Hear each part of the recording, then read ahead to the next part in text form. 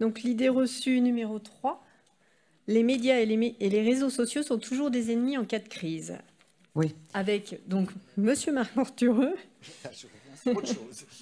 qui revient, Marie-Pierre Bigot et Ludovic Blais. Voilà. Donc la question, on se disait avec Ludovic, quand on a préparé cette séance, on n'aurait peut-être pas tout à fait employé le mot ennemi, mais on va faire avec. Les choses évoluent. Donc passer des inondations aux concombres, c'est pas très facile. Moi, c'est une... Alors je remercie Marc Mortureux de venir, parce que je connais son emploi du temps. Et moi, c'est une crise qui m'avait particulièrement frappée. Quand j'ai interrogé autour de moi, personne ne disait concombre, parce qu'elle a été meurtrière. Voilà, donc je vais laisser Marc particulièrement meurtrière, et on n'en a pas le souvenir en France. Et donc je vais laisser Marc Mortureux présenter cette crise du concombre. Bien, bonjour, vous pouvez peut-être vous demander comment je suis passé d'un sujet à un autre. En fait, j'ai fait pas mal de choses assez différentes dans ma vie, et en particulier dans le domaine un peu de la gestion du risque. J'ai d'abord une expérience dans le privé, dans la Compagnie Générale de Géophysique, dans le parapétrolier, de l'exploration pétrolière, dans des coins très reculés dans le monde, et il y a beaucoup d'enjeux de sécurité, donc il y a une expérience intéressante. Puis sinon, pas mal dans le public, donc j'ai en particulier dirigé l'Agence nationale de sécurité sanitaire, de l'alimentation, de l'environnement et du travail. Donc c'est à ce titre-là que j'ai eu à m'occuper de cette crise, donc qui concerne effectivement une intoxication alimentaire, et puis donc ensuite directeur général de la prévention des risques, et puis là depuis quelque temps je travaille dans la filière automobile. Donc voilà, j'ai la chance de faire des choses très variées. Donc globalement, alors comment ça marche? C'est avec ça. Donc c'est effectivement une crise dont on n'a pas beaucoup parlé, parce que avant tout, les éléments les plus dramatiques ont eu lieu en Allemagne. Mais c'est assez intéressant parce qu'on a été concerné, mais un peu en second rang. C'est intéressant parce que ça donne un petit peu de recul par rapport à la façon dont ça s'est passé. Donc je vais revenir un petit peu sur la chronologie de cette crise, l'interaction avec les médias et puis un certain nombre d'enseignements à tirer. Alors, en l'occurrence, bon, on voit vers mi-mai 2011 un certain nombre de cas d'intoxication alimentaire près de Hambourg. Bon, assez classique. Bon, ça arrive, malheureusement. Donc, dans ces cas-là, évidemment, les patients qui vont à l'hôpital ou chez le médecin, on leur fait faire des analyses. Là, au niveau du corps humain, pour des gens qui sont malades, ce n'est pas très compliqué de détecter quel est l'agent pathogène qui est à l'origine de la maladie, parce que s'il est malade, c'est que la bactérie, en l'occurrence une bactérie, s'est énormément multipliée. Donc du coup, on en trouve plein. Donc c'est assez facile à trouver. Et donc là, on trouve une souche d'Escherichia coli, qui est une bactérie hyper courante. Il y en a plein qui sont parfaitement inoffensives et même nécessaires dans l'intestin. Et puis, il y a 5 catégories d'Escherichia coli qui elles-mêmes se découpent en plein de sous-catégories qui sont pathogènes. Et celle-là, visiblement, était particulièrement pathogène. Bon, dans ces cas-là, qu'est-ce qu'on fait? On a identifié à peu près quelle est la bactérie qu'on retrouve dans le ventre des gens. Donc, on va essayer de les interroger, mais comme il y a toujours à peu près un délai de 10 jours pour que la maladie se déclare, donc il faut se souvenir qu'est-ce qu'on a mangé il y a 10 jours. Et si on a, je dirais, 20 patients qui sont malades, on va interroger les 20, voire beaucoup plus, et on va essayer de croiser qu'est-ce qu'ils ont mangé en commun. C'est la logique pour essayer de trouver quel peut être l'aliment qui est à l'origine. Et donc, au travers de cette enquête, on se dit, ça tourne autour de concombres, tomates, salades. Voilà, parce que visiblement, ils avaient tous mangé ce genre de choses. Bon, OK. Donc, alors, là, pour essayer de trouver de façon précise l'origine, c'est beaucoup plus compliqué. Parce que, autant donc, chez le patient, la bactérie est en nombre considérable, autant s'il y a une contamination d'un concombre sur des quantités éventuellement très faibles de bactéries, parce qu'il suffit sur les agents les plus pathogènes très peu de bactéries. Donc quand on va faire des petits échantillons de concombres, de tomates, etc., il faut avoir le coup de bol que dans l'échantillon, on arrive à retrouver l'agent qui est en cause. Donc, en fait, c'est des sujets très complexes qui peuvent durer beaucoup de temps, très longtemps, voire assez fréquemment. On n'arrive jamais à complètement trouver l'origine. Bon, là, au travers des concombres, on tombe sur un Escherichia coli qui ressemble beaucoup à la souche qu'on a trouvée chez les patients. Donc, on se dit, voilà, c'est des concombres espagnols. Donc, grande campagne de médias. Il faut évidemment retirer du marché tous les concombres espagnols, etc. Bon, 1er juin, bon, l'épidémie, le problème, hein, c'est comme on ne découvre l'épidémie qu'avec un décalage au moins de 10 jours, bah, y a plein de gens qui ont été potentiellement contaminés hein, entre-temps. Et comme on a du mal à trouver l'origine, bah, ça se développe. Et il se trouve là qu'on est vraiment dans un cas d'une bactérie, mais pourrie de pourrie. Hein, vraiment, on ne fait pas nettement pire en termes de caractéristiques, parce que c'est ce qu'on appelle une bactérie qui entéro-hémorragique, c'est-à-dire qui émet des toxines, des chigatoxines. Donc, qui injecte des toxines comme ça dans le corps humain, extrêmement méchantes, qui attaquent le rein. Et en plus, pas de bol, c'est une caractéristique très particulière de cette bactérie qui s'accroche très très bien aux parois de l'intestin. Donc, on appelle entéro-agrégative. Donc, du coup, en plus, parce que des fois, quand on vomit ou truc comme ça, parce que c'est la tourista au départ, hein, et ben là, en l'occurrence, on ne s'en débarrasse pas facilement du tout. Donc, ça continue à délivrer des toxines. Et du coup, donc, ça a conduit... Donc déjà, hein, à l'époque, 1er juin, 16 décès, donc c'est quand même très violent. Et puis, plusieurs centaines de cas de syndrome hémolytique urémique, c'est-à-dire des gens qui sont attaqués très très sévèrement au niveau du rein, et donc on met sous dialyse. Et les gens qui ont été dialysés, c'est quand même, ça laisse des traces. Hein, enfin, c'est très grave. Hein, voilà. Et donc là, on a des quantités de cas hein, de SHU hein, dans ce cadre-là. Alors, 1er juin... Pas de bol, on s'aperçoit quand on analyse de façon un peu plus précise la bactérie qu'on avait trouvée dans les concombres espagnols, bah, ce n'est pas tout à fait la même que celle qu'on a au niveau des patients. Donc, c'était une fausse piste. Bon, et hop, on repart à zéro le 1er juin. Retour à la case d'épargne. Alors, il se trouve que nous, en tant qu'ANSES, il se trouve qu'on avait beaucoup bossé sur ces sujets-là et que, en fait, pour caractériser de façon très précise la bactérie, bah, faut avoir analysé le génome, hein, et identifier les gènes qui sont importants pour vraiment caractériser la bactérie. Il se trouve qu'on avait développé un kit qui était in fine super bien adapté pour le truc. Et du coup, la France a pu aider nos homologues qui s'appellent le BFR en Allemagne pour transférer effectivement le test et les aider à être beaucoup plus précis dans la détection de la bactérie.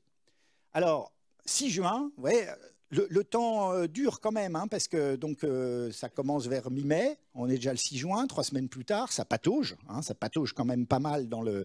2278 personnes intoxiquées, hein, 658 hospitalisées pour des raisons mais hyper graves, hein, et donc 22 décès. Hein. Alors il se trouve que, ça c'est intéressant dans la caractéristique, il se trouve qu'on a un épisode d'intoxication alimentaire par des Escherichia coli en France, dans le nord de la France, avec des steaks hachés. Bon, évidemment, tout de suite, on se dit, ben voilà, l'épidémie est en train de se répandre en France. Bon.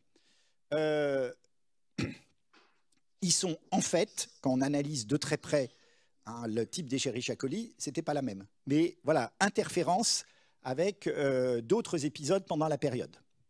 Alors après, donc, on continue à rechercher dans toute une série d'aliments.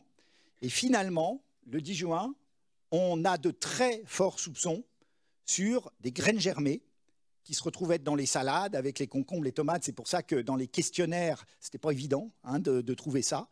Des graines germées qui, en fait, viennent d'une ferme bio en Allemagne et qui, en fait, viennent de graines qui viennent d'Égypte, hein, qui ont été importées. Voilà. Bon. Alors, pour finir un peu la chronologie, le truc continue à se développer et puis commence à se calmer un peu. On n'a pas de certitude hein, sur les graines germées, mais assez forte probabilité. Et puis là, du 22 au 28 juin, donc vous voyez, ça fait plus d'1 mois hein, après le début de la crise, on a un épisode près de Bordeaux. 15 cas graves, et il se trouve, après analyse, que c'est la même souche. Ah, on est quand même un peu étonné comment entre l'Allemagne et la... Bon, voilà. Alors, évidemment, on a eu la chance, entre guillemets, qu'on avait 3 longueurs d'avance par rapport à la façon dont les Allemands ont dû gérer la crise, eux, au départ, à Hambourg, puisqu'on a tout de suite regardé si c'était la même et autres. Et après toute une série d'analyses et autres, on s'est aperçu qu'effectivement, il y a eu un importateur qui a importé des graines germées d'Égypte dans un coin en Allemagne, qui en a distribué à la ferme bio, et puis qui en a distribué aussi à Bordeaux. C'est comme ça qu'on a pu reconstituer après qu'il y avait un point commun.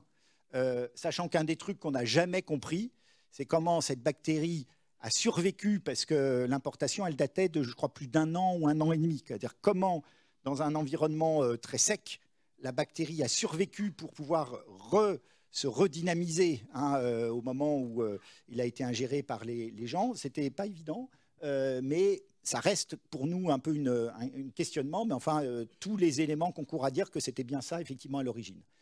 Bilan, près de 50 morts, 47 morts, donc essentiellement en Allemagne, mais quelques cas dans d'autres pays en Europe. Saturation des services hospitaliers, donc avec voilà, pas loin de 1000 cas de dialyse à faire et des séquelles derrière. Je ne sais pas si vous avez d'ailleurs entendu récemment, il y a eu le cas dramatique d'un enfant qui avait été effectivement atteint de SHU par l'épisode steak haché à cette époque-là et qui est décédé récemment, parce que ça génère potentiellement des troubles neurologiques aussi. Enfin, c'est vraiment une grosse cochonnerie. Je veux dire, on est beaucoup habitué aux salmonelles, aux campylobactères qui sont moins graves. Là, c'était vraiment le pire du pire. Voilà. Alors, voilà la chronologie du truc. Vous n'en avez pas beaucoup entendu parler, parce qu'encore une fois, ça s'est surtout passé en Allemagne, mais c'était assez intéressant pour voir. Donc, voilà, Bruxelles accélère l'enquête sur les concombres contaminés. Donc c'est vrai que voilà, dans ces cas-là, on lance une procédure à l'échelle européenne pour voilà, essayer de retirer du marché ce qu'on pensait être à l'origine du danger. Donc on a ce petit épisode bactéries Escherichia coli, la France touchée. Et puis on a épidémie en Europe, la recherche de la bactérie mortelle reprend à zéro. Voilà, le 1er juin, parce que finalement, ce n'est pas les concombres. Un peu compliqué quand même à gérer par rapport aux médias, évidemment pas mal en Allemagne. Donc après, un petit peu plus tard, une ferme bio à l'origine de l'épidémie de bactéries tueuses. Et puis après, voilà, un certain nombre d'interventions, d'articles pour essayer de réexpliquer comment fonctionne le dispositif. Alors en France, on a plutôt un dispositif qui est reconnu comme assez performant sur la sécurité sanitaire des aliments, mais bon, c'est toujours un petit peu compliqué. On a été beaucoup, comme on n'était pas en première ligne, plus sur des médias nationaux, notamment écrits. On ne faisait pas en permanence la une. Et côté médias, enfin réseaux sociaux, très honnêtement, je n'ai pas eu le temps de pouvoir retrouver tous les trucs, mais ça n'a pas été hyper... Parce qu'encore une fois, ce n'était pas pour la France, ça a été essentiellement l'épisode à la fin, mais on a très très vite su ce que c'était. Donc du coup, ça a permis de le traiter très rapidement. Voilà, moi je voudrais juste donner 2-3 petits enseignements. Bon, vraiment cas d'une exceptionnelle complexité et gravité.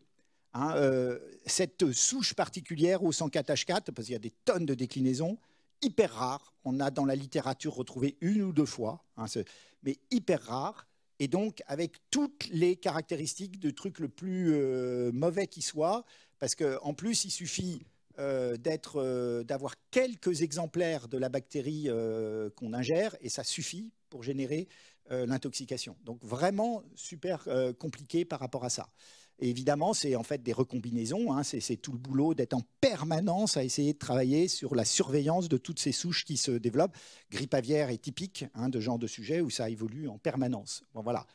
Un des trucs intéressants, c'est qu'on a l'habitude que ces intoxications alimentaires, c'est surtout le côté animal.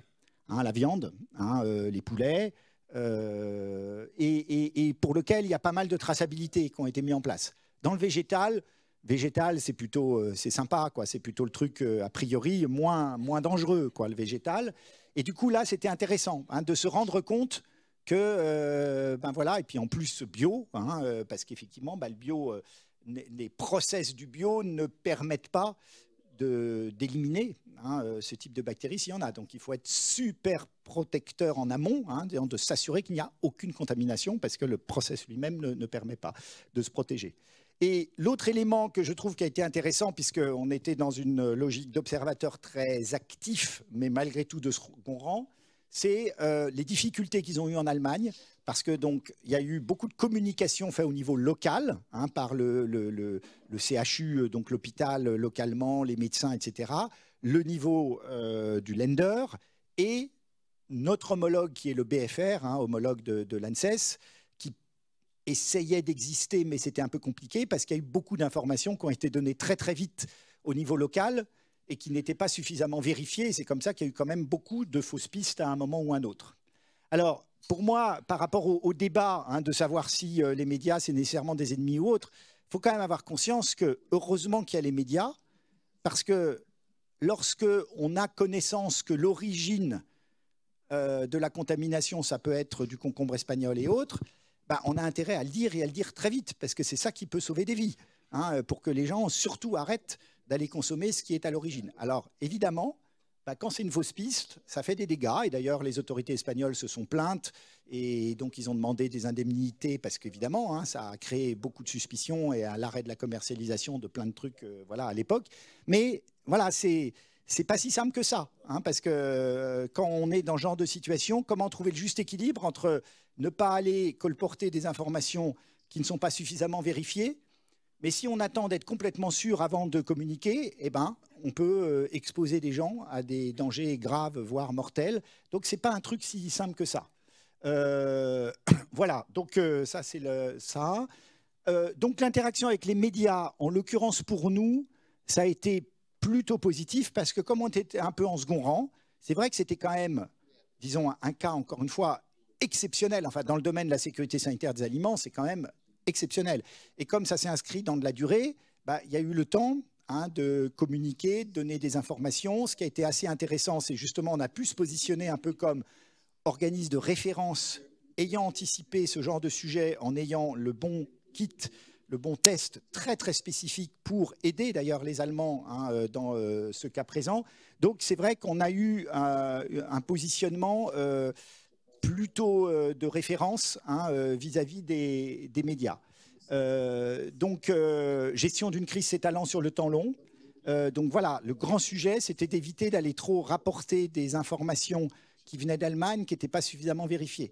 Et moi, très vite, je n'ai pas validé la moindre information, on n'a absolument pas communiqué, tant que je n'avais pas eu des contacts directs avec notre homologue du BFR pour qu'on s'aligne complètement sur ce qui pouvait être dit. Par rapport, encore une fois, à des informations qui venaient du niveau local, qui parfois venaient un peu trop rapidement. Donc de ce côté-là, ça a été une expérience assez intéressante. Et puis voilà, la complexité principale, un dossier à rebondissement, avec plusieurs épisodes successifs, liés ou non entre eux, avec des fausses pistes, etc.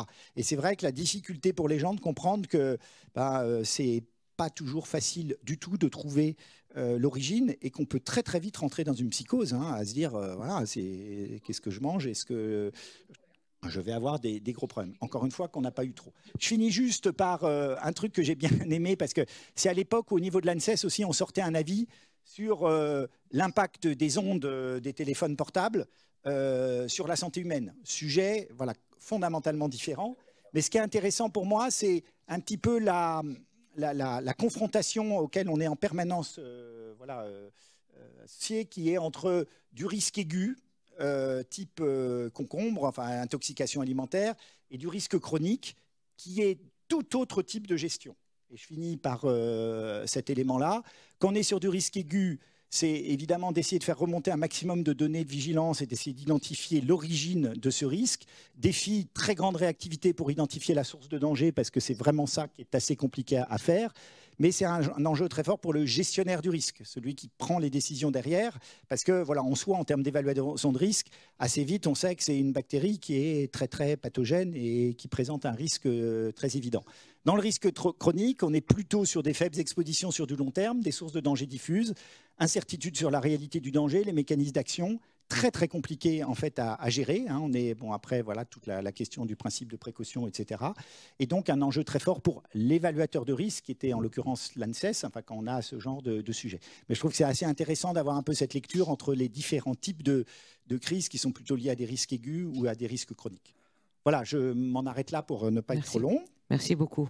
Merci beaucoup, Marc. Merci, Marc, pour la présentation de ce cas.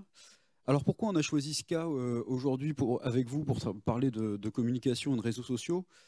Parce qu'on a vu que le concombre espagnol a été accusé par les médias. On l'a jeté en pâture aux médias.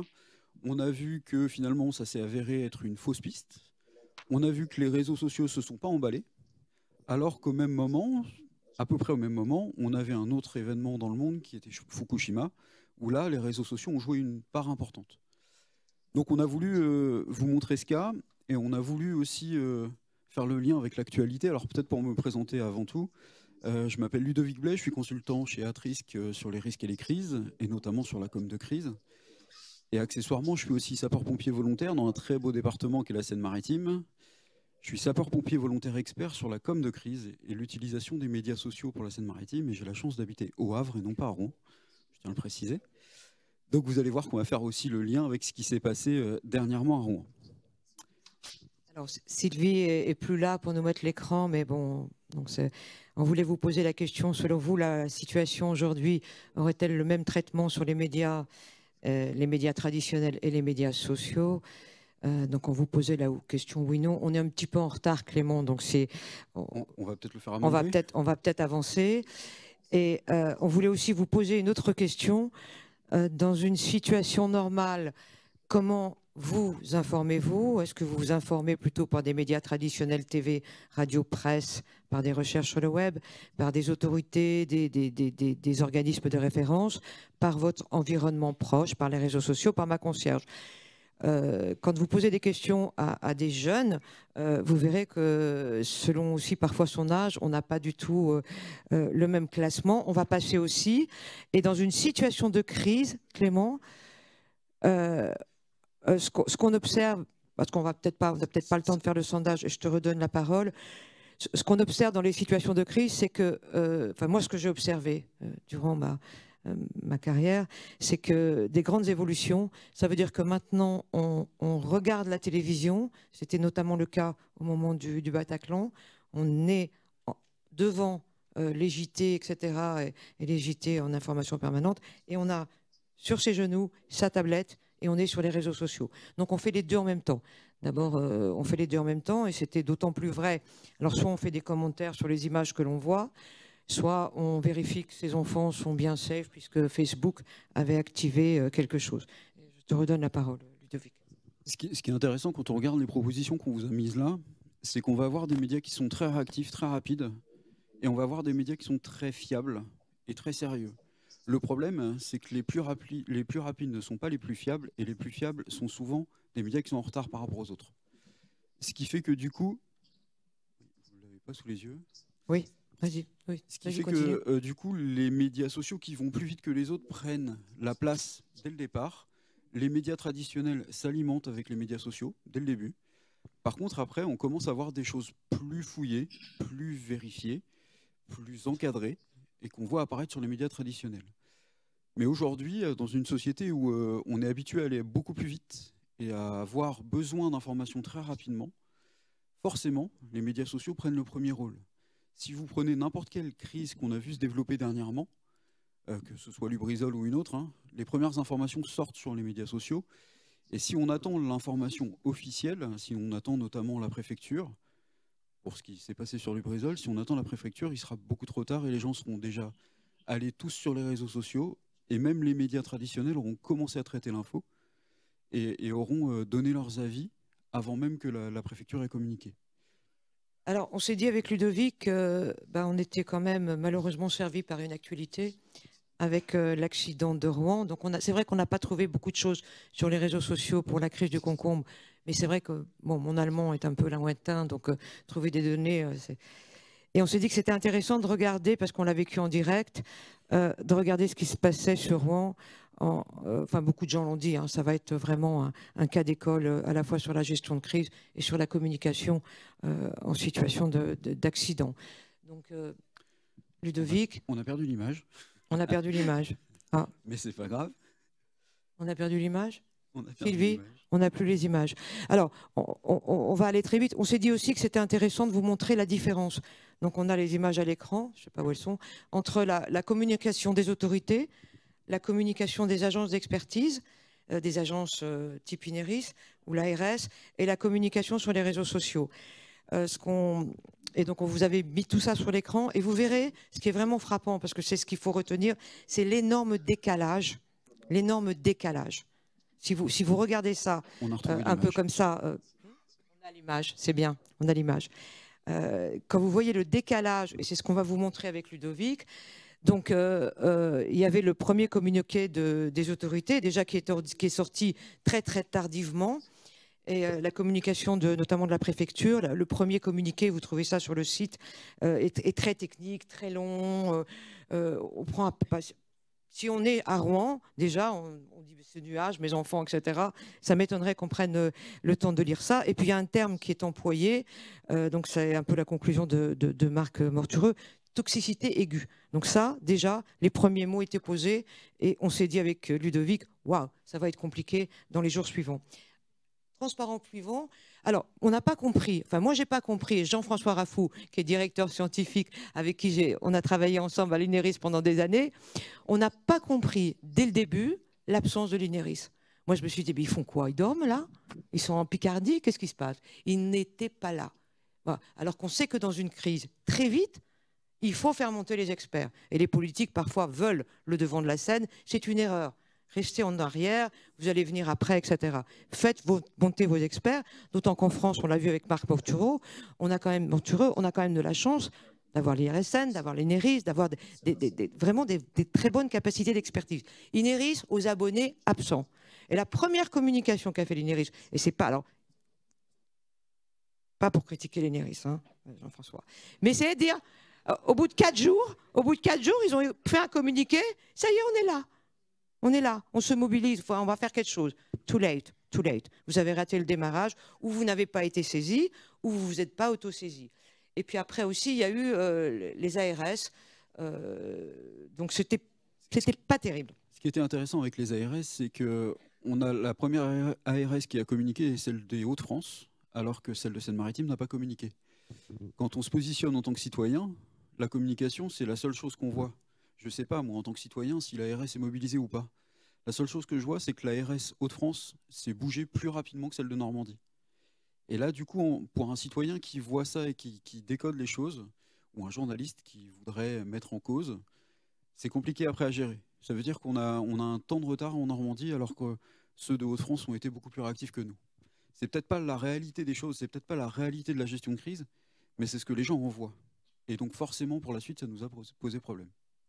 Alors, donc, les autorités communiquent et puis on regarde comment c'est pris par les médias. Donc là, vous voyez le préfet, conférence de presse. Alors, bon, le préfet, c'est pas facile pour un préfet, mais il lisait son communiqué. Il lisait un communiqué. Donc, quand vous êtes devant votre télévision, vous voyez un préfet qui lit son communiqué. Et puis, alors, ce qui est important sur les médias, vous voyez la puissance de l'image. Évidemment, les concombres, il y avait moins d'images. Il y avait moins d'images. Là, vous avez un incendie. Vous imaginez la puissance de l'image? Il y avait le nuage. Donc, on voit bien qu'il y a eu des unes de magazines qui sont vraiment sur l'image. Donc là, on voit toute la puissance de l'image. Et puis après, sur les autres, alors, souvent, les médias, évidemment, ils donnent la parole aux autorités, évidemment. Mais les médias aussi, ils donnent aussi beaucoup la parole aux citoyens et aux gens qui s'inquiètent, aux enseignants. Donc on voit l'inquiétude. Alors ça, c'était très troublant. Parce que quand vous dites que les pompiers et les policiers sont inquiets, quand vous êtes citoyen, vous êtes inquiet. Parce que s'il y a bien des gens qui ne doivent pas être inquiets, n'est-ce pas Ludovic?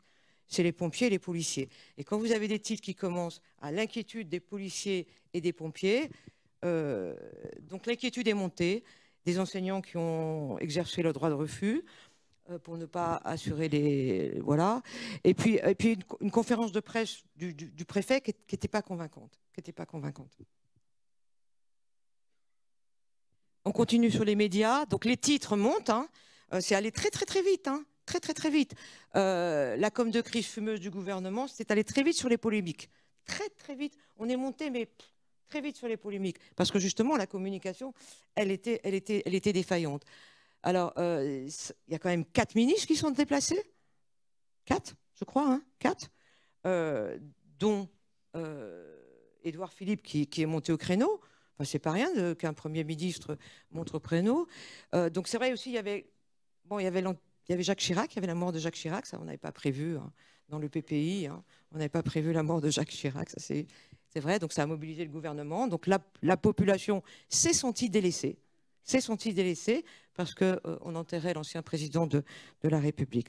Et alors les titres, alors là l'IRSN, je me suis dit, on a eu de la chance l'IRSN, parce que juste le baromètre sortait à ce moment-là. Donc je vous ai sorti les titres de Libération, et Rouen de la suspicion dans l'air, Rouen, on me dit que mes résultats d'analyse sont inaccessibles, la com de crise fumeuse du gouvernement, et comme l'IRSN juste sorti son baromètre, ben voilà, donc on était aussi dans l'actu, voilà. Donc ce qui prouve que parfois, ce qui fait le fait qu'on soit dans l'actu, on le gère Il y a aussi une question de chance. Alors ensuite, là, on est passé aux médias sociaux. Donc, on vous a sorti ce qui se passe sur les médias sociaux. Alors, juste pour faire le lien avec ce que tu viens de dire, moi, quand j'étais au CODIS avec les pompiers, à 11h58, on a un pompier qui est en communication avec LCI et qui prépare un flash pour LCI. Et à 11h58, le journaliste lui dit je suis désolé, je suis obligé de raccrocher, on a quelque chose de plus important dans l'actualité. Je suis désolé, je vous rappellerai plus tard. » En fait, il n'a jamais rappelé. À 11h58, c'est la dépêche AFP qui annonce la mort de Jacques Chirac. Et à ce moment-là, on a senti la pression médiatique baisser, mais baisser d'un coup. Ce qui n'était pas négligeable pour nous, hein, c'est ce qui a un peu simplifié les choses. Mais on a clairement senti qu'il y avait quelque chose qui changeait dans la communication. Alors, je vous ai mis quelques éléments des réseaux sociaux. Je vous ai mis d'abord tout ce qui est officiel, le préfet de l'Eure qui a communiqué, la gendarmerie qui a communiqué, le préfet de Seine-Maritime, France Bleu, les médias, tout le monde a communiqué, tout le monde a montré des choses, montré des images. On n'est pas sur le même type d'événement qu'une crise sanitaire de concombre, donc on a de l'image à montrer. Le panache de fumée, un incendie, c'est beau, c'est graphique. Pour un média, c'est super, on fait des super unes, on fait des belles images, ça marche super bien dans les médias. Donc forcément, sur un événement comme celui-là, regardez ce qui s'est passé ce matin sur Villeurbanne. Les photos du feu qui circulent sont super belles. C'est super bien pour un média d'avoir des images comme celle-là. Donc forcément, sur un événement comme celui-là, les médias s'en emparent et les médias communiquent énormément. Sur les réseaux sociaux, les citoyens font la même chose. Quand ils prennent une super vidéo d'un feu, d'un panache de fumée, une photo de chez eux, ils le prennent, ils le diffusent. Donc il y a énormément de choses qui se diffusent très rapidement. Par contre, là où ça commence à devenir problématique, c'est quand on a la communication du préfet qui dit « il n'y a pas de toxicité aiguë, vous pouvez vous déplacer dans la ville, il n'y a pas de problème ». Et Madame Michu, elle sort et elle voit une pluie qui tombe dessus, qui est une pluie de gasoil, clairement. Je vous ai mis des traces sur les toits, je vous ai mis des morceaux d'amiante qui sont tombés dans les jardins. Il y a un tas de choses qui sortent maintenant, il y a un tas de choses qui sont sorties sur le coup.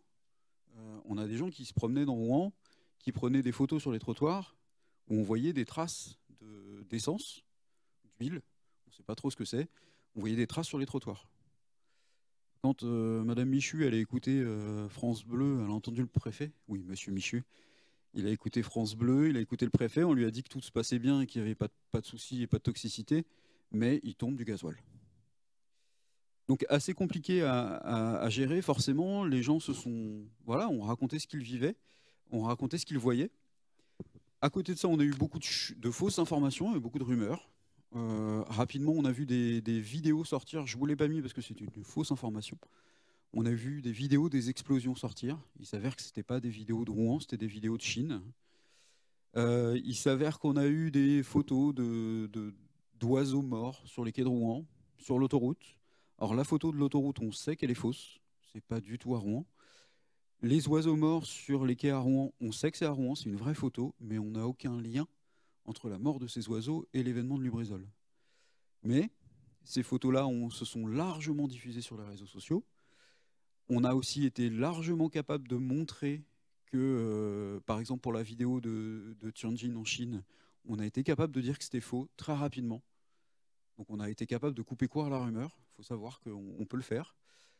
Parfois, voilà, il y a encore des fausses informations qui circulent, mais en général, on arrive quand même à les stopper si on les prend à temps.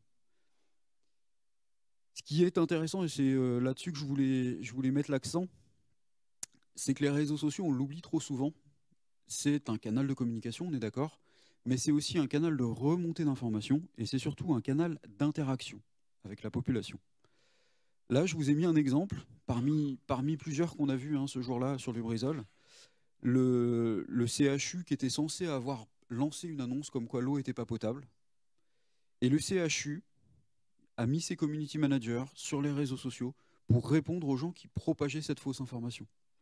Le compte officiel du centre hospitalier de Rouen a répondu aux gens pour leur dire « Non, nous n'avons jamais lancé d'alerte, c'est une fausse information, l'eau est potable ». Ça veut dire qu'une institution, comme un CHU par exemple, mais ça pourrait être un préfet, ça pourrait être une mairie, ça pourrait être les pompiers, ça pourrait être n'importe qui. Une institution peut aller sur les réseaux sociaux, couper court aux rumeurs et présenter sa façon de voir les choses. C'est pas simple. Il faut savoir le faire. CHU, il est quand même très prudent. Il dit bonjour, nous n'avons reçu aucune consigne nous disant de ne pas boire l'eau du robinet. Hein. Ça peut être inquiétant aussi, hein, la façon dont c'est formulé. Chacun se protège. Hein. Chacun effectivement prend des précautions. Sauf que, oui, 3 minutes. Sauf que là, on était sur le cas d'une rumeur qui se diffusait. Donc, le fait que le CHU n'ait pas lancé l'information, tout le monde a compris que c'était une fausse information. Et cette fausse information a très peu circulé parce que le CHU est intervenu rapidement. Et pour terminer, du coup, on voulait vous donner un mot qui est stratégique dans la communication de crise, qui est stratégique dans la communication institutionnelle et qui est stratégique quel que soit le support que vous allez utiliser. Finalement, que ce soit sur les médias traditionnels ou les médias sociaux, on fonctionne exactement de la même façon. Et ce qui va être important, c'est d'accompagner l'information. Ce qui est clé quand vous démarrez une crise, c'est d'alimenter les médias. Si les médias n'ont rien à dire, ils vont aller voir Monsieur Michu, le témoin qui n'a rien vu mais qui va tout raconter à BFM, et ils vont trouver de l'information à dire. Le mieux, c'est de les alimenter. Au moins, vous savez ce qui vont sortir. C'est la même chose sur les médias sociaux. Si vous ne dites rien, les gens vont parler de vous quand même. Et les gens vont dire ce qu'ils ont envie de dire. Les gens vont partir sur la théorie du complot, vont partir sur un tas de choses. Et ce qui est encore mieux, si vous avez les équipes pour le faire, c'est d'interagir avec la population. Les médias sociaux sont des canaux de communication à double sens. Vous pouvez avoir de la remontée d'informations et vous pouvez dialoguer avec les gens. Souvent, on a peur de se faire lyncher dès qu'on va sur les réseaux sociaux quand on est une agence d'État ou quand on est un préfet. Mais en fait, on s'aperçoit qu'en cas de crise, il y a une certaine défiance, c'est clair. Mais en général, les gens ne se font pas lyncher parce qu'en cas de crise, parfois, quand on donne des bons renseignements et quand on donne de l'information, ça passe plutôt bien et en général, la population est plutôt contente d'avoir de l'information. En tout cas, la chaise vide, c'est jamais une bonne solution. En fait, on a observé que du point de vue de la communication, l'erreur du préfet a été vraiment de vouloir rassurer absolument. Voilà. Et on a tendance à vouloir rassurer. Donc, ce qu'il faut savoir, c'est que la population, les gens veulent être informés. Voilà. Et si vous rassurez trop, vous provoquez même de l'inquiétude. Ne pas oublier aussi que tous les indicateurs sont au rouge sur la défiance. Et c'est particulièrement vrai en France. On est dans une société, mais c'est incroyable par rapport à d'autres pays, on voyage tous. C'est la défiance qu'il y a en France qui même s'accroît. C'est les postures d'autorité qui ne tiennent plus la route. Donc aujourd'hui, il faut accompagner, il faut jouer la proximité avec des publics, avec des gens. Donc on est là-dedans.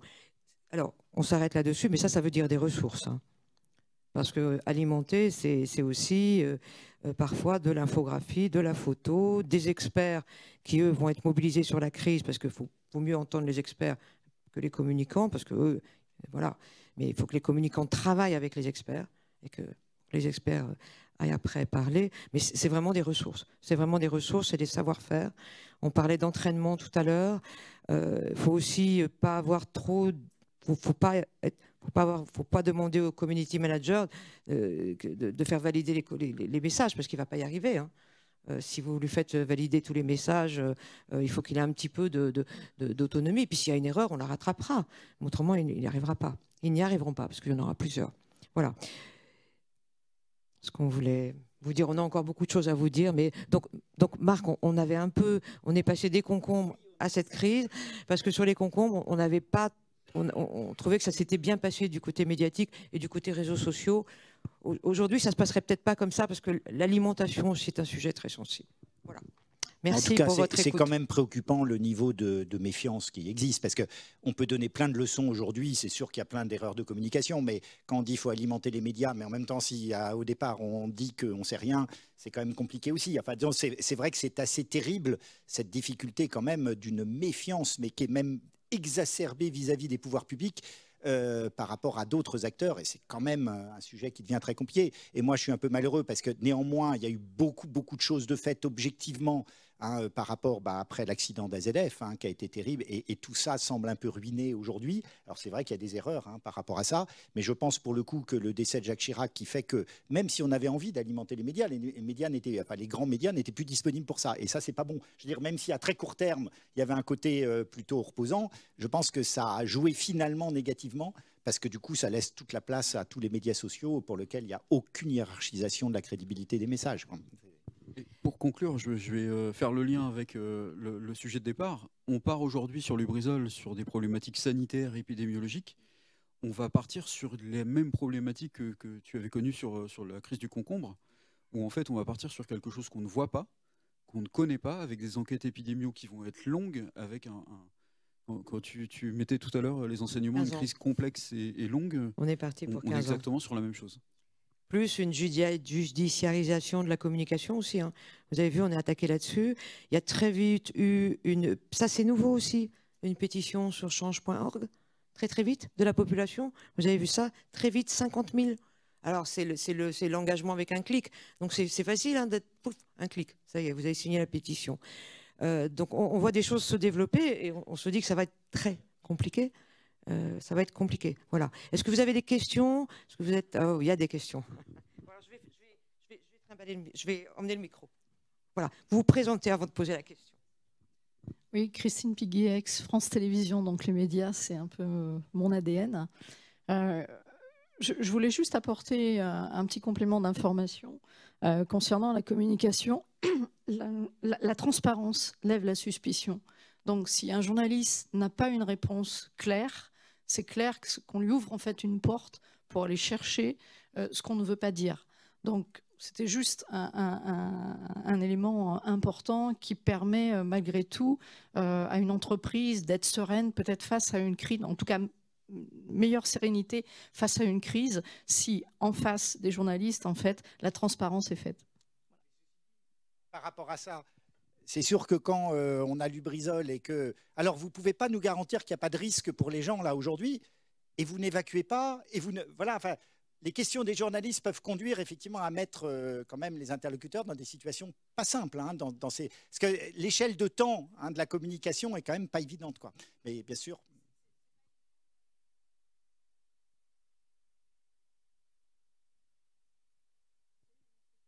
Et si on ne sait pas, tout est mobilisé, en tout cas, pour faire la lumière. Oui. C'est en cours, c'est en cours. Oui, les gens qui sont sur place et qui sont exposés, bien sûr, ils peuvent à ce moment-là mettre une pression d'enfer pour aller vers l'évacuation. Enfin, c'est très complexe quand même. Je ne dis pas que c'est facile, mais en même temps, si on a une réponse... même ouverte, peu importe, hein, au moins on donne des informations aux journalistes qui, lui, peut continuer à travailler, en fait. C'est quand même très nouveau hein, de pouvoir se dire, je vais voir les journalistes et je vais leur dire, bah pour l'instant, je ne sais pas, je n'ai pas encore les informations, mais je vous donne rendez-vous à telle heure et j'aurai plus d'éléments à vous communiquer. Mais c'est très nouveau surtout. On n'est pas habitué à ça en France. Marie.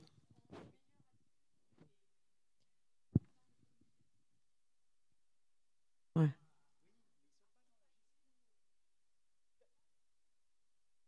Ouais. Ouais.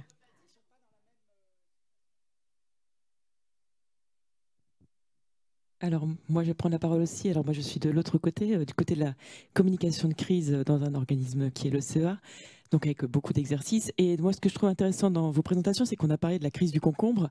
Et finalement, c'était des germes, enfin, des graines germées. Donc, ça montre que la première représentation que l'on va construire est essentielle et l'importance de la première prise de parole. Et à ce titre, je suis d'accord avec l'intervention qui vient de se faire. C'est essentiel de créer très rapidement un lien avec les journalistes. Et en ce moment, on a quand même une difficulté. C'est qu'avant, par exemple, nous, dans nos procédures, on avait un communiqué réflexe pour immédiatement déclencher notre communication. Et aujourd'hui, on a des préfectures qui nous demandent de différer cette communication parce qu'ils ne sont pas prêts. Et on nous demande de plus en plus de valider. Et c'est très compliqué parce que il y a besoin de communiquer très vite. Sinon, le lien n'est pas en place avec la population et les journalistes. Moi, je partage tout à fait ça. Et moi, enfin, l'expérience là des inondations là qui a été présentée juste avant, en l'occurrence, donc c'était Ségolène Royal qui était ministre à l'époque. Il se trouve que c'était en même temps que les crises sur les hydrocarbures parce qu'il y avait des grèves et elle avait été un petit peu, on lui avait reproché de ne pas être intervenue sur ces sujets-là. Donc quand les inondations sont venues, hop, elle a identifié, tiens, c'est un sujet sur lequel elle va se positionner. Et c'est vrai qu'on a fait systématiquement tous les jours, l'après-midi, une conférence de presse en direct avec plein de médias, avec Météo France, avec des organismes scientifiques et avec toute une distribution de paroles assez transparent, au point que ça aboutit de temps en temps à des situations un peu cocasses de contradictions en direct, hein, mais finalement, qui n'a pas été mal reçu par les médias. Donc, je partage complètement ça. Je veux juste dire que, voilà, quand c'est les inondations, c'est vrai que globalement, c'était un processus lent, on n'était pas dans l'exposition. Là, c'est vrai que c'est très compliqué, je pense, sur un sujet comme Lubrizol, mais je partage totalement, disons, ces remarques-là. Ce qu'on voit aussi, c'est que, évidemment, bon, Marie, on a travaillé ensemble, donc vous étiez à la presse, à l'IRSN quand je suis arrivée, mais évidemment que donc, dans Relation Piast, il y a le mot relation aussi. Hein. Je veux dire, les journalistes, on les connaît, et on les connaît depuis longtemps. On a construit, quand on est à la com, une relation de confiance avec eux sur des années, surtout dans les domaines dans lesquels on travaille. Mais ce que je voulais dire aussi, c'est le temps de l'expertise, et vous l'avez bien montré, Marc, le temps de l'expertise n'était pas le temps médiatique, et il est encore moins le temps des réseaux sociaux. En revanche, je partage complètement ce que vous dites. L'erreur, sans doute, notamment sur Rouen, c'est il faut dire ce qu'on sait et il faut dire aussi ce qu'on ne sait pas. Moi, je me souviens très bien, j'avais été vraiment frappée au moment des attentats du Bataclan, du procureur. C'était Moulin. Oui, voilà, Moulin. Voilà. J'ai été impressionnée parce qu'en plus, il y avait une pression, il y avait voilà, vous connaissez la situation. C'était la rigueur avec laquelle il faisait ses interventions et ses points presse. Il disait ce qu'il savait, et il disait aussi ce que je ne sais pas. Franchement, je vous invite à regarder ça avec le recul, l'émotion en moins et la distance, parce que j'ai trouvé ça très, très, très... Justement, parce qu'il y avait tellement de choses qu'il ne savait pas. Voilà. Alors que là, le préfet, on a l'impression qu'on savait tout. Oui, bonjour, Sylvain Chaumette, Ineris. Donc, notamment la personne qui a pris le téléphone le matin. Voilà, donc l'Ineris, la CASUT est intervenue dès le départ, donc ça c'est important. Nous avons communiqué, pas sur Lubrizol directement, ça c'est un choix de direction générale, parce qu'on se doit être en appui du préfet et on ne peut pas dire autre chose que dit le préfet. On est intervenu auprès du préfet quand le préfet nous l'a demandé, hein, puisque notre directeur général est intervenu quelques jours après. Un fait important quand même qui est arrivé, c'est la mort de Jacques Chirac. Donc moi j'étais interviewé par France Culture, France 2, France 3. Je devais passer au journal de 12h, 13h, pas forcément ma tasse de thé, mais... Et j'irais presque grâce à Jacques Chirac, je ne suis pas passé à la télé. Voilà, donc la communication, c'est ça aussi quelque part. Je ne suis pas spécialiste de la communication, mais c'est quand même un événement chasse-l'autre à une vitesse monumentale. Et effectivement, les articles de fond dans la presse, il y en a eu quelques-uns, et on les a un peu oubliés là, quelque part. Parce qu'il y a des articles de fond dans la presse qui expliquent c'est quoi un site Céveso, c'est quoi la prévention, c'est quoi un incendie, puisque j'ai des collègues qui ont travaillé dessus, et ça, on ne les a pas vus apparaître là-dessus, et c'est ce qui manque beaucoup. Voilà, je vais m'arrêter là parce qu'on pourrait en parler pendant des heures. Il n'y avait pas d'attaque pour l'Uneris. Hein. Mais non. Je le garde. Je me lance. Bonjour, ici. Voilà. Loïc Josserand. Donc, il s'avère qu'à l'époque, j'étais conseiller technique de Xavier Bertrand en charge de la sécurité sanitaire et des alertes sanitaires, quoi. Donc j'ai effectivement, comme le sait Marc, hein, et ce qui m'a amené effectivement à travailler très étroitement avec l'ANSES à l'époque et avec Feu l'INVS qui est devenu aujourd'hui Santé publique France et qui étaient effectivement les deux agences en pôle sur cette histoire-là. Et il y a un élément important, je pense, dans cette dimension-là qui était peut-être plus du ressort du cabinet que des agences, ayant moi-même un passé en agence de sécurité sanitaire. C'est la dimension politique et qui est effectivement extrêmement forte, extrêmement prégnante. L'histoire des graines germées à Bordeaux, c'était pas exactement à Bordeaux, en plus je suis bordelais, c'était à Bègles. Et ça a son importance puisque Bègles, le maire de Bègles n'était autre que Noël Mamère, quoi. Donc ce qui rajoute, voilà, mais là je suis détaché de toute contingence et ce qui rajoute de facto une dimension extrêmement, j'allais dire, violente à la crise, et on rajoute à nouveau une crise de la crise avec une dimension médiatique qui revient sur une dimension supplémentaire et qui est l'interaction entre les deux, entre la polarité politique du pays. Donc voilà, ce qui est un élément extrêmement fort, extrêmement puissant dans la crise et dans la gestion aussi de la crise, et ça impacte aussi directement la gestion de la crise, alors pas au niveau technique, mais au niveau politique, qui est quand même celui qui est le plus souvent regardé. Donc ça, c'est extrêmement important, et les politiques, ils sont aussi, malheureusement ou heureusement, je ne sais pas, mais en tout cas extrêmement sensibles et extrêmement présents sur cette dimension-là. Et j'adhère tout à fait à ce qui est écrit sur votre diapo. La nature ayant horreur du vide, effectivement, on va chercher l'information là où elle existe. Et c'est aussi une des caractéristiques, hein, je ne fais absolument pas de prosélytisme dans ce que je vais dire, mais de la gestion politique qu'a eu Xavier Bertrand à cette époque-là, de toutes les crises, parce qu'il y a eu une succession de crises, vous pouvez me croire, pendant toute cette période, entre la méningite, la grippe, les machins, etc., ça ne s'est jamais arrêté. Il y a eu plusieurs Escherichia coli, et surnommé à l'époque le E. coli par les journalistes. Donc il y a eu cette succession, et il y a eu des déplacements, et même si ce n'était pas forcément visible au niveau national, il y a eu des déplacements ministériels, il y a eu des échanges en permanence avec le politique local, avec les médias locaux, avec la population locale, les départs à 4 h du matin à Villacoublay, etc. Tout ça, c'est cette volonté ministérielle, cette volonté, et ça fait, je pense, la différence avec ce qui est en train de se passer aujourd'hui sur Rouen, où il y a eu une absence assez forte, et je ne vous rejoins pas tout à fait sur la dimension politique, pas d'abord, pas tout de suite. Elle est, je pense, essentielle aujourd'hui, et on voit qu'elle a fait défaut dans les premiers jours. Ce n'était pas tellement l'expert qu'on attendait, c'était le politique qu'on attendait tout de suite, et il n'est pas venu. Il est venu avec un décalage, et je pense qu'aujourd'hui, ça explique en partie la situation, et la place a été prise par d'autres. Et juste un dernier point, et après je suis un peu long, je suis désolé. Si l'ARS des Hauts-de-France est la première à réagir, et aujourd'hui la seule à réagir, ça ne m'étonne pas forcément complètement, quoi. Je pense que le président de la région n'est peut-être pas complètement innocent dans le fait que ça ait réagi et que ça se soit positionné de cette façon-là, quoi. Enfin, ça correspond à un style de gestion que je connais, quoi. Voilà. Merci. Vous avez vu les demandes d'expertise citoyenne, voilà. Il y a même une cagnotte sur Litchi pour faire de l'expertise citoyenne.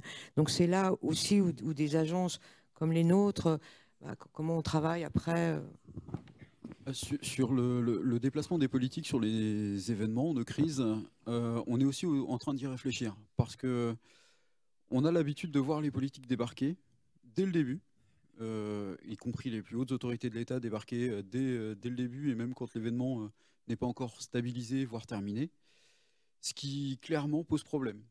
En termes d'opération, ça mobilise des forces de l'ordre, ça décale les travaux des PC de crise, ça crée plein de problèmes. On commence aujourd'hui à se dire qu'on va peut-être temporiser un peu, on va peut-être les accueillir, mais un peu plus tard. D'un autre côté, si on se met à la place du politique, lui, il a besoin d'être là, il a besoin de montrer qu'il est là, il a besoin de montrer qu'il fait quelque chose. Donc forcément, on est un peu entre les deux.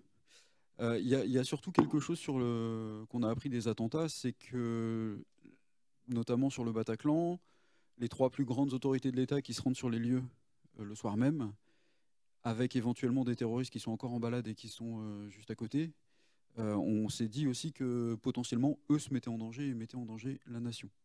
Donc on a aussi appris de ça, notamment pour les attentats. C'est moins clair et c'est moins marqué quand on parle de risques techno comme celui-là. Mais il y a aussi un choix. J'ai souvenir de la ministre de la Justice qui avait eu vent d'une émeute dans une prison et qui avait dit clairement aux médias « Je me rendrai sur place, mais pas maintenant. Ils sont en train de travailler, ils sont en train de rétablir l'ordre dans la prison. Je me rendrai sur place quand la situation sera stabilisée et quand mon déplacement ne posera pas de problème. » Et c'est plutôt une démarche nouvelle, et elle essaye d'expliquer qu'elle a pris en compte la situation, elle suit ce qui se passe, mais elle ne veut pas perturber le travail sur place et elle ne se rend pas directement sur place. Donc on est aussi en train d'évoluer là-dessus. Non, mais si, mais à chaque fois, disons, là, qu'on est dans une prison, il n'y a pas d'exposition de la population, donc effectivement, ça me paraît très rationnel. Je pense quand même que le fait que les plus hautes autorités soient allées au Bataclan le soir même a quand même beaucoup compté aussi. Bien sûr, mais c'est vrai que moi, j'ai toujours connu ça, hein, c'est-à-dire les gens sur le terrain et les préfets ont horreur de voir les ministres débarquer, et en même temps, je pense quand même, moi, comme Loïc le disait, je pense que la dimension politique est importante avec, enfin, disons, les experts. Mais je pense de laisser les experts devant, parce qu'il y a vraiment un problème de gestionnaire du risque. Enfin, quand même, de qu'est-ce qu'on fait si on met en avant toutes les incertitudes et autres, mais qu'on ne fait rien, c'est quand même très, très compliqué à gérer, quoi. Voilà. cas, c'est des beaux cas.